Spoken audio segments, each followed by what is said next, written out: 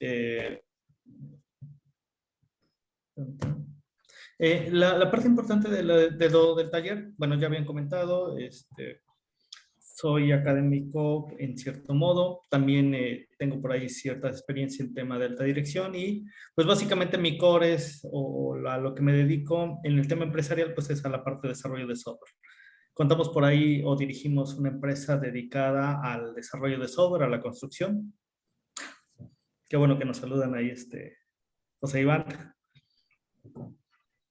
Eh, Contamos por ahí con una empresa de desarrollo de software.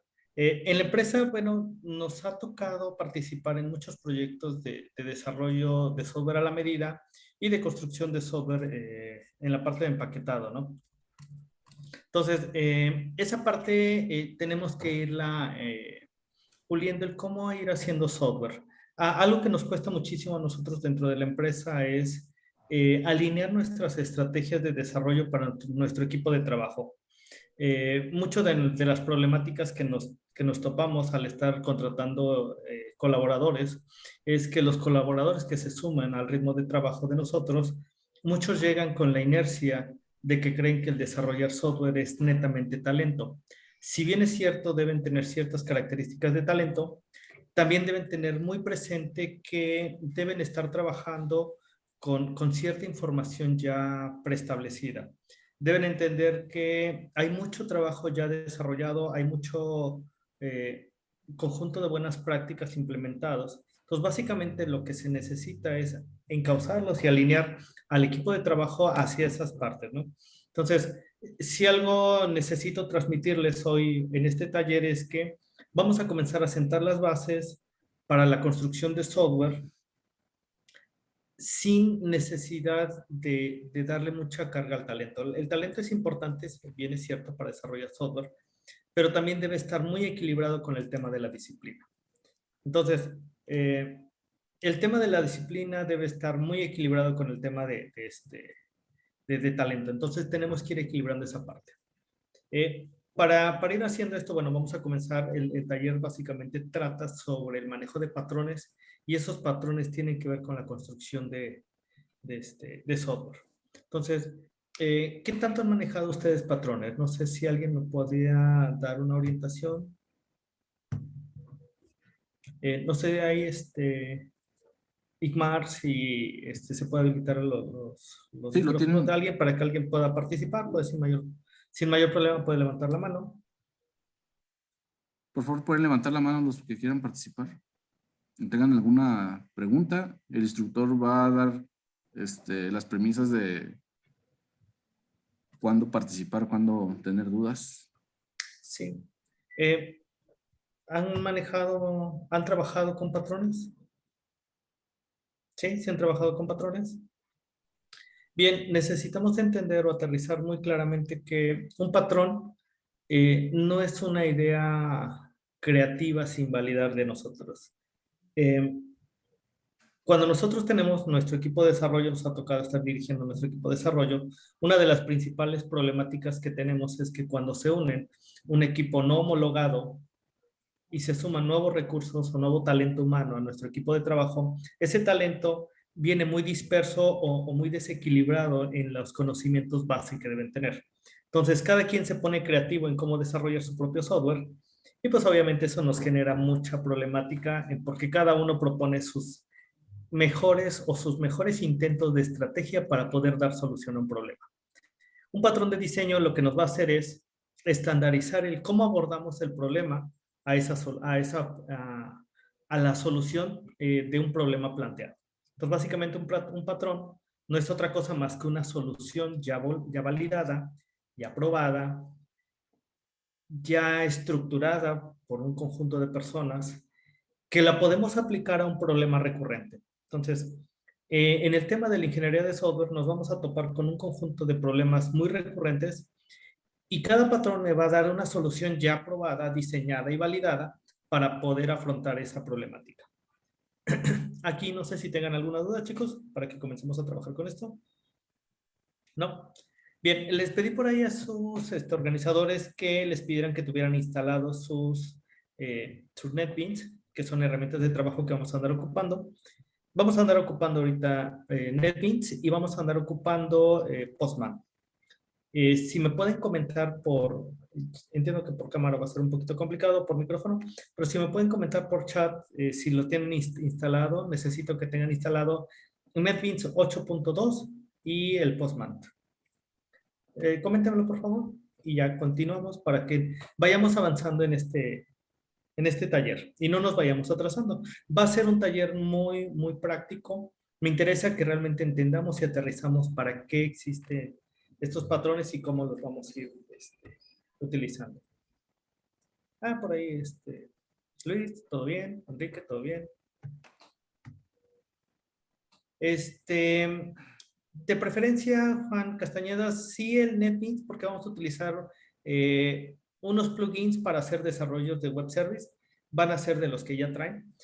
Hago un comentario, chicos. Ahorita vamos a utilizar NetBeans 8.2. Es una versión ya viejita, pero que a nivel empresarial se ocupa mucho porque trae plugins que nos ayudan a acelerar nuestro desarrollo. ¿Qué es lo que tratamos de hacer acá? Tenemos que equilibrar dos cosas. Me pasa mucho con mis chicos de la universidad, me andan peleando que por qué no terminamos de soltar NetBeans 8.2 y por qué no adoptamos un Eclipse, un Apache NetBeans que ya anda en la versión 12. Entonces, esas versiones están muy, muy padres, ¿no? Pero la realidad es que en la empresa hay muchas empresas que todavía utilizan este tipo de plataformas. Entonces, lo que tratamos de hacer aquí es dejarlos a ustedes lo suficientemente preparados para que cuando entren a un mundo empresarial realmente tengan herramientas mayormente conocidas, ¿no? Entonces, para ustedes no va a ser muy difícil migrar de un NetBeans 8.2 a un 12 y tal vez a un Eclipse o algún otro ambiente de desarrollo. Los que faltan, por ejemplo, es José Giovanni, si lo pueden instalar, lo vamos a andar ocupando porque realmente mucho de lo que vamos a andar trabajando acá va a ser, va a ser un taller práctico en realidad. Sí les pido mucho, chicos, que tengamos feedback.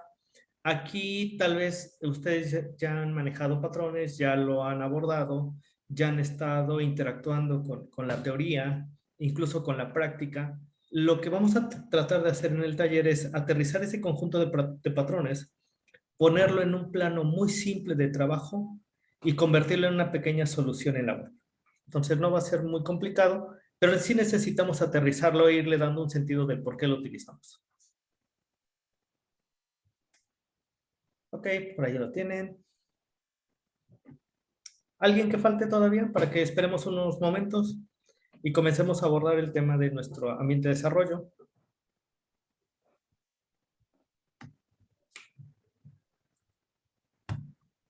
Bien.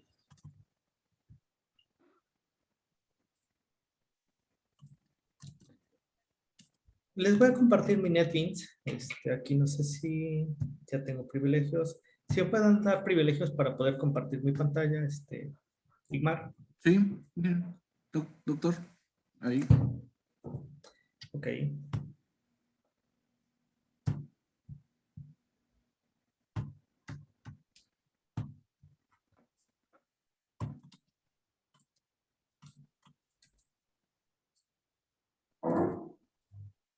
Bien, ahí se ve mi ambiente de desarrollo, ¿no? Estoy trabajando con NetBeans.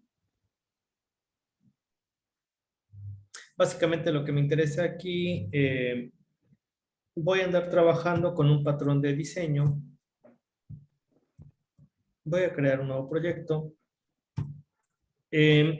Ustedes me dicen, chicos, si quieren que los esperamos un momentito para que podamos continuar o ya podemos seguir trabajando.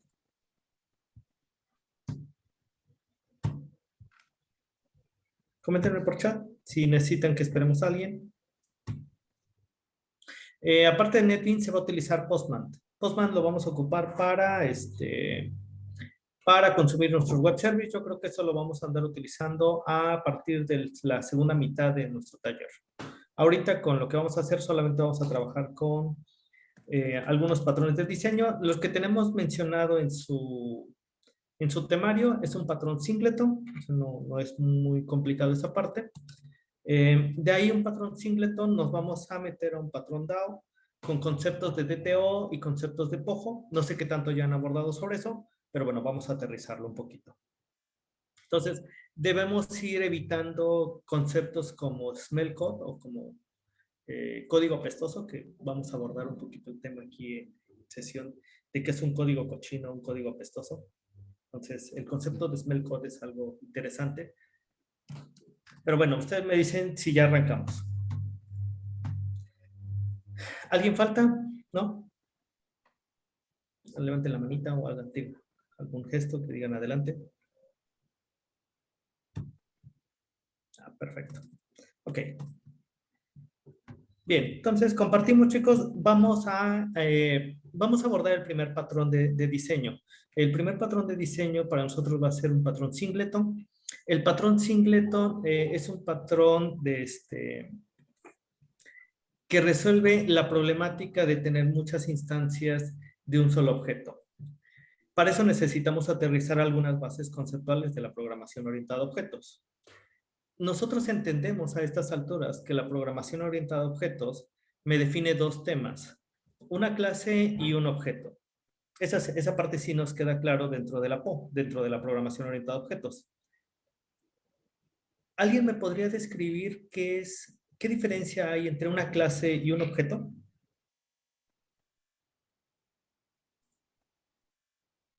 No sé si quiero abrir su micrófono o lo pueden escribir por chat. Yo creo que sería mucho mejor que lo aborden abiertamente por A, comentario. a lo que tengo entendido, un objeto es una instancia de la clase en el programa. Correcto. Entonces, pues, nosotros definimos una clase, pero al utilizar esa clase y al tiempo de ejecución, eso se convierte en el objeto.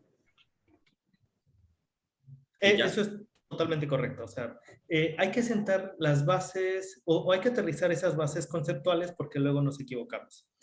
Por ejemplo, muchos de los errores que tienen mis chicos de la licenciatura cuando ya estamos en un cuarto semestre, quinto semestre, es que cuando hablamos de diseñar un software, muchos piensan, y les digo, es que ustedes en su corazoncito confunden las cosas, ¿no? Les digo, un diseño tiene que ver más con un modelado correcto de clases apegado a un conjunto de patrones que a combinar el tema del azul con el amarillo, ¿no? Entonces, porque luego nos ha tocado que confundimos el tema de un diseño con la combinación de la paleta de colores o con el tema de funcionalidad o de usabilidad o de experiencia de usuario, ¿no? Entonces son dos temas totalmente diferentes. De lo que estamos trabajando acá o de lo que vamos a abordar, chicos, es específicamente sobre el manejo de diseño de software. Y el diseño de software tiene que ver con patrones de diseño y al abordar patrones de diseño necesitamos entender que una clase es el que sienta las bases, son los cimientos del modelo de diseño de mi software. Entonces, toda clase es mi base de la construcción del software. Si nosotros tenemos por ahí ciertos conflictos entre una clase y un objeto, vamos a tener malos cimientos sobre en dónde estamos conceptualizando la ingeniería de software. Lo que dices, Guillermo, pues es correcto, ¿no? A final de cuentas, una clase sienta las bases de lo que en tiempo de ejecución se va a convertir en un objeto. Una clase que tiene, ¿con qué se cuenta de una clase? Contamos con dos elementos de una clase. Una clase puede tener solamente dos elementos. Una clase tiene atributos y tiene métodos. Y necesito entender que una clase va a ser mi modelo. Y un modelo no es otra cosa más que una base, una plantilla de donde yo voy a poder obtener diferentes instancias. ¿Sí? No sé si alguien de ustedes me pueda comentar qué entendemos con sus propias palabras por una instancia. Hace rato su compañero dijo, un objeto es la instancia de una clase. Pero entonces, qué es una instancia? Un ¿Alguien? espacio reservado en memoria para el uso de este objeto. Muy técnico, sí. O sea, ahora imagínense que se lo quieren explicar a alguien de alta dirección que estudió, bueno, a mí me pasaba, ¿no? O sea, me tocó estudiar con gente administrativa y gente que no era del área tecnológica especializada.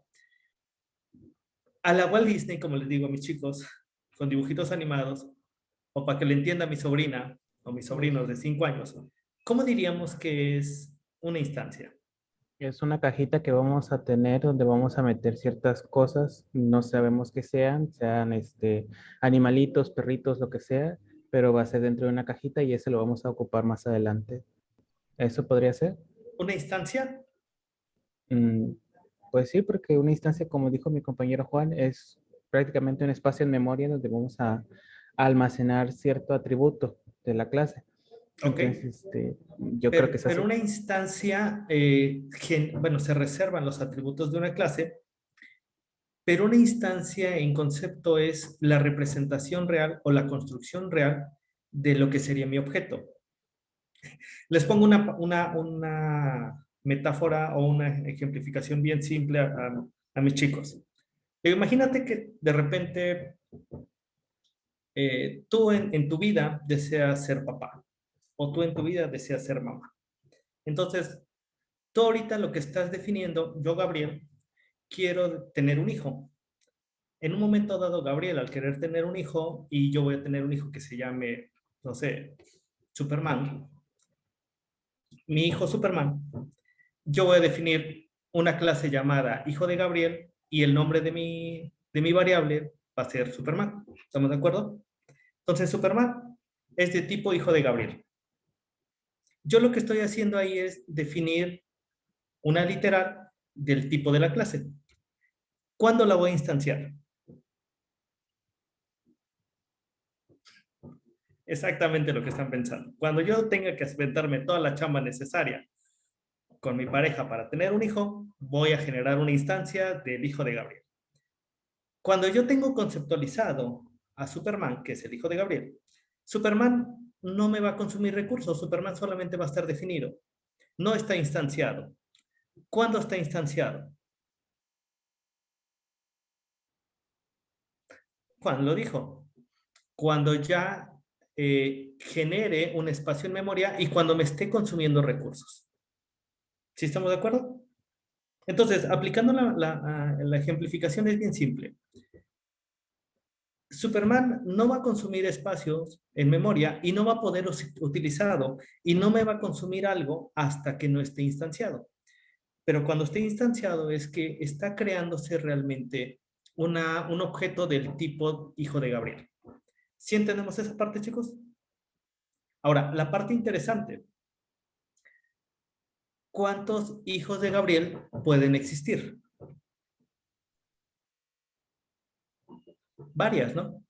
A final de cuentas, necesitamos entender que un objeto, pueden existir varios objetos de la misma clase.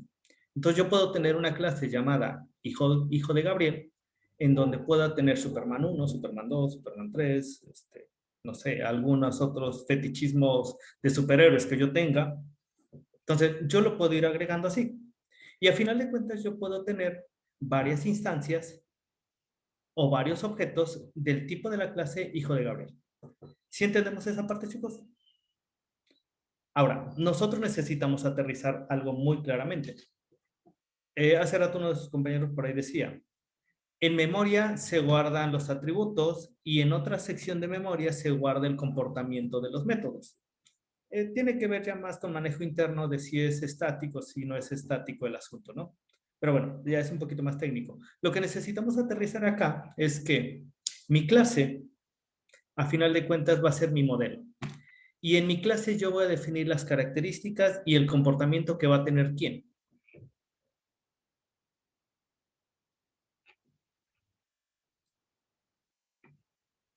Yo modelo para quién. Yo diseño para quién. Ese es algo bien básico que hay que aterrizar ahorita, chicos.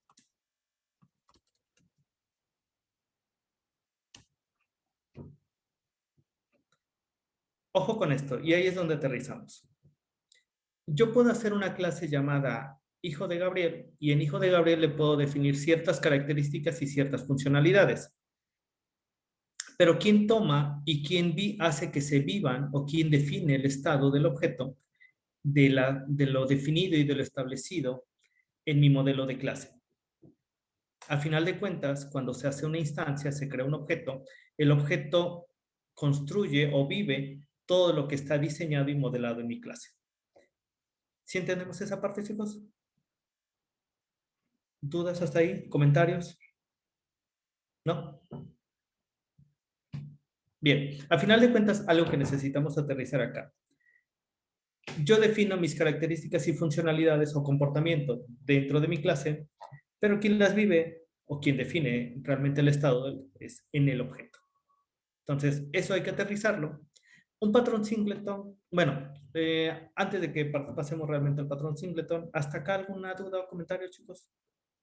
Digo, son conceptos de programación orientada a objetos que ustedes ya manejan, ya tienen muy aterrizados. Lo único que me interesa es homologarlos y aparte de homologarlos, tratarlos de tener bien aterrizados. ¿Hasta acá alguna duda, comentario? ¿No? Bien. ¿Qué tenemos que hacer acá? Bueno, un patrón singleton me va a servir para tener una única instancia.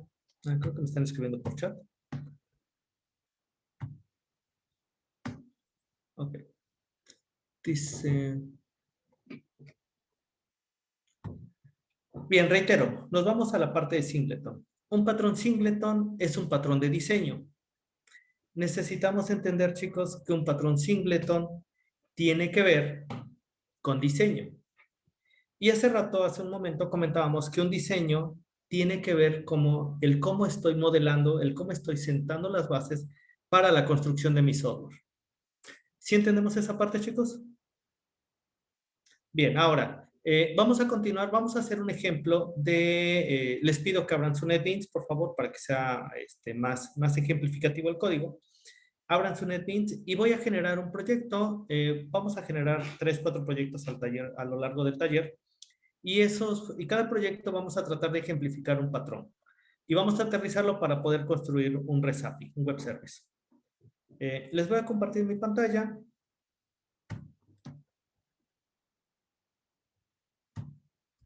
Y me dicen si lo ven bien, ¿no? Bien, aquí voy a crear un nuevo proyecto. Va a ser un proyecto Java Class. Sí les pido, chicos, que me vayan siguiendo. Entonces, por favor, váyanme siguiendo. Si se atoran o si necesitan que paremos ahí algo, me dicen, por favor.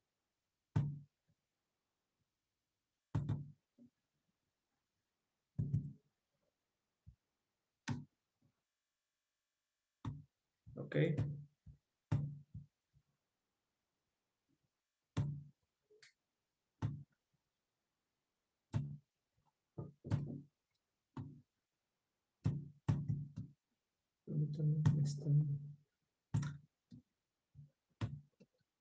Ok. Voy a crear un nuevo proyecto. Va a ser un Java Application. Me dicen si se atoran o seguimos. Mi proyecto se va a llamar ejemplo singleton. Le voy a poner ejemplo singleton 1, que ya tengo por ahí un ejemplito singleton. NetBeans es muy simple de utilizar. Tengo por ahí una sección de bibliotecas particulares. Digo, el ejemplito que vamos a hacer ahorita es muy simple. Le pido que me cree por default mi main class. Y le doy finish.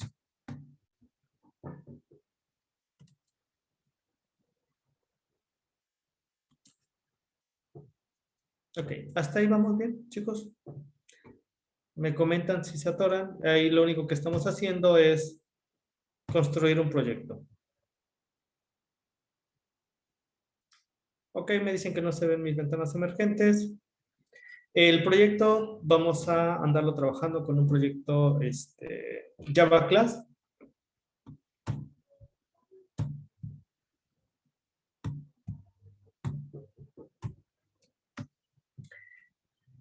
Ya estamos en esta parte, chicos.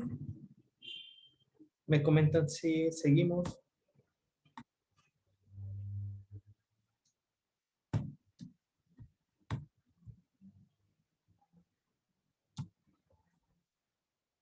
Pueden habilitar su micrófono y comentarlo también, chicos, sin mayor problema.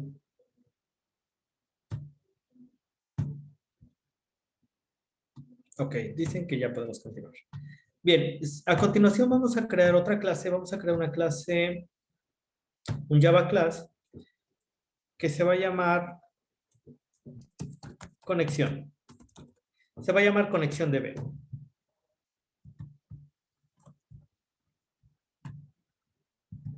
Ese es un Java class. No estamos haciendo otra cosa.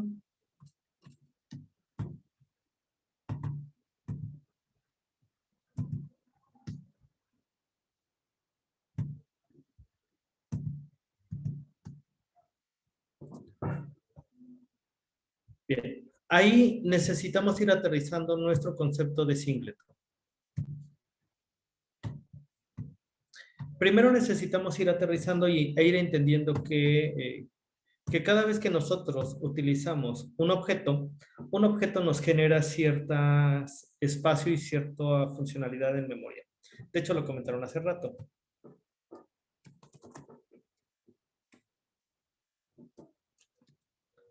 Bien, aquí voy a poner un ejemplo.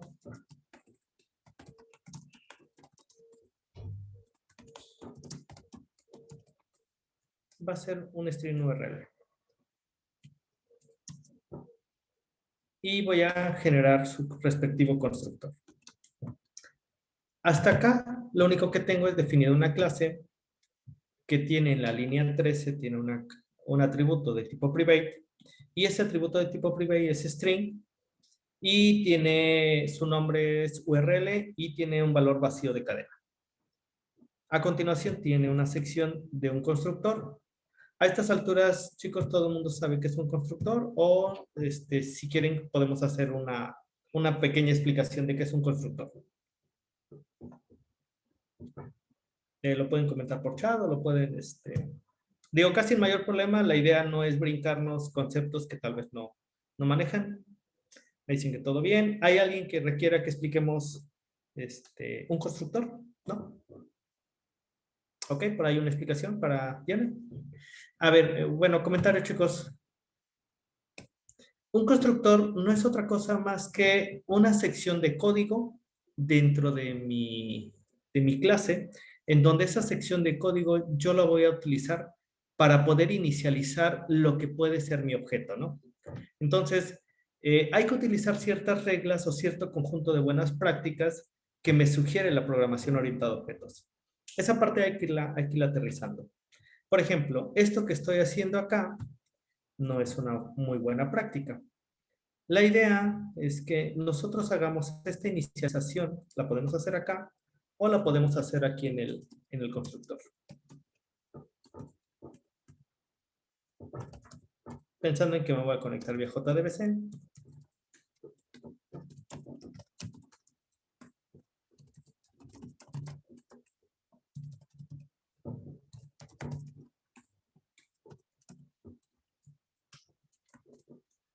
Yo lo que estoy haciendo acá, chicos, es que en mi constructor es un bloque de código dedicado a la inicialización de mi objeto, en este caso del objeto que se construya a partir de ConnectionDB.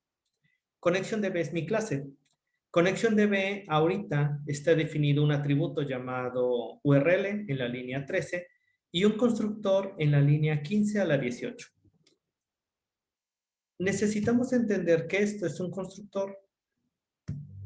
Permítanme, quiero decir un mensaje. Necesitamos entender que esto es un constructor porque el constructor tiene el mismo nombre de la clase. Si se dan cuenta, el método o lo que podría ser mi método, que en realidad es mi constructor, se llama ConnectionDB. Entonces, este nombre es exactamente igual a este nombre. ¿Sí entendemos esa parte, chicos? Aquí es mi primer punto de identificación, que es un constructor. Yo puedo determinar mi constructor con sus delimitadores de alcance, que pueden ser private, public, protect o package. Y también me voy a dar cuenta que es un constructor porque no tiene un tipo de retorno. Un método convencional debería tener un public o un private seguido del tipo de retorno, seguido del nombre del método, seguido de los parámetros que pueda o no pueda recibir.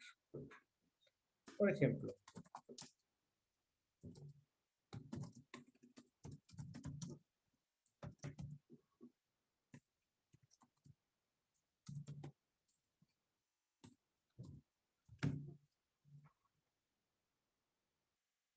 un execute. Este es un método execute, ¿no? En donde yo tengo un boolean.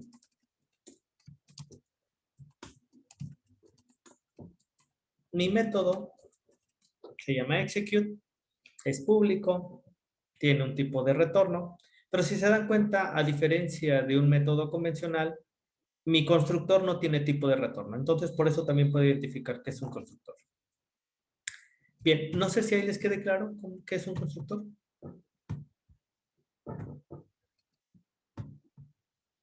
Ahorita vamos a poner un ejemplo en donde se utiliza, ¿no? Esa es mi clase connection. En mi clase connection me voy a pasar a mi ejemplo singleton y tenemos que visualizarlo así.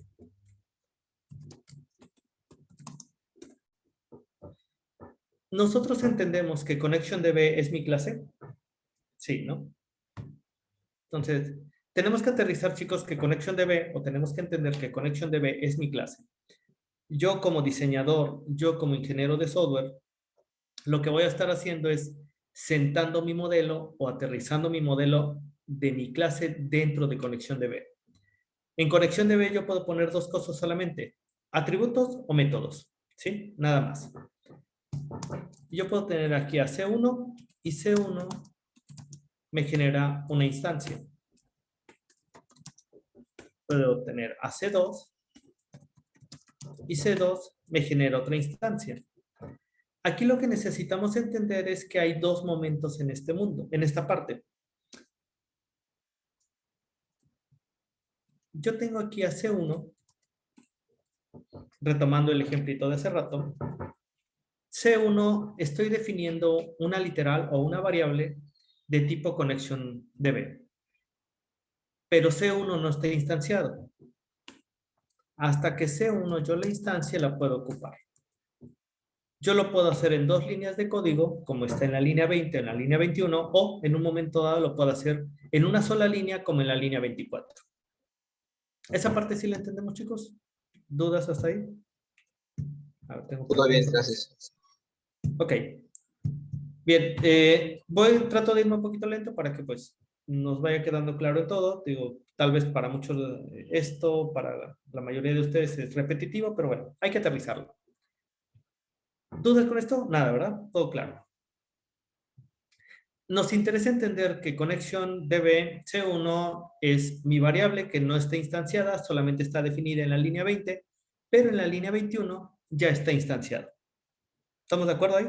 Entonces, quiere decir, chicos, que yo puedo definir e instanciar por separado o puedo instanciarlo directamente como en la línea 24. Cualquiera de las dos modalidades funciona, ¿no? Ahora, lo que necesito entender es que por cada instancia que yo tenga, y lo comentaron hace rato algunos de sus compañeros, yo tengo un uso de memoria separado.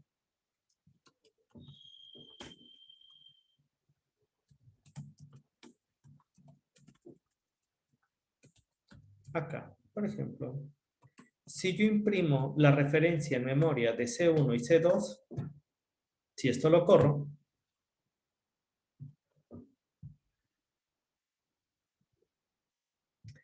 se van a dar cuenta en su código que al final la instancia C1 termina con 55 y en mi ejemplo la instancia C2 termina con 42.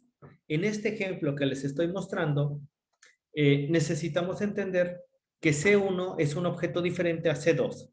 Los dos parten de la misma instancia, de la misma clase, los dos son, C1 es de tipo ConnectionDB, C2 es de tipo ConnectionDB, pero hay necesidades en donde yo necesito tener una única instancia y no tener más de una instancia.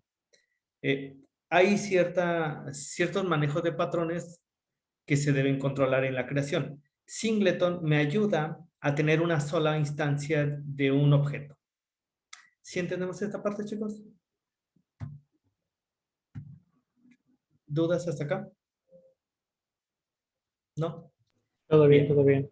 Bien, les encargo o les pido por favor que hagan este ejemplito. Necesito que vean, que experimenten que acá tienen una instancia y aquí tienen otra instancia. Aquí es el modo en que en memoria me está haciendo la impresión de la referencia en memoria, del objeto C1 y del objeto C2. Reitero, son dos objetos que están partiendo, están saliendo de mi clase conexión DB.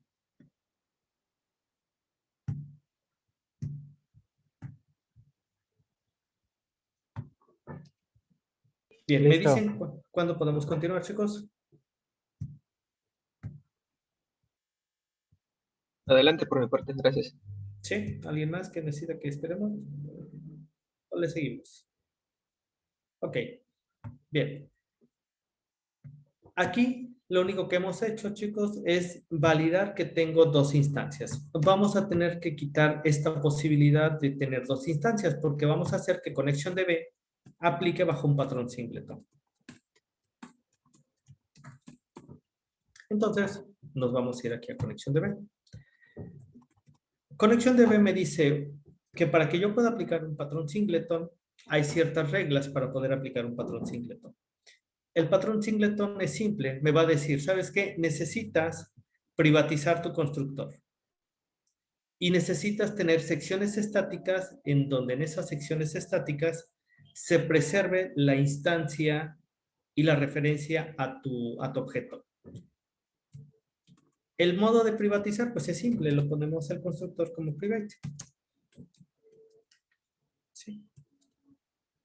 Entonces, con esto, nosotros debemos entender que hay tres tipos básicos de delimitadores de alcance.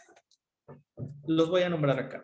Es el private, el public, ¿y cuál es el otro? Hay otros dos, pero con que pongamos uno más es suficiente. ¿No es el default? Ah, bueno, el default es uno que es el que se maneja de paquete en package. Y hay otro, Protected. el protect. Ok. ¿Para qué me sirve cada uno, chicos? Obviamente, private solamente la propia clase puede acceder a ese método o atributo. Cuando yo tengo un atributo o método de tipo public, cualquier clase, sea propia, sea del mismo paquete o sea de otros paquetes, pueden acceder a ese atributo o a ese método. ¿Sí?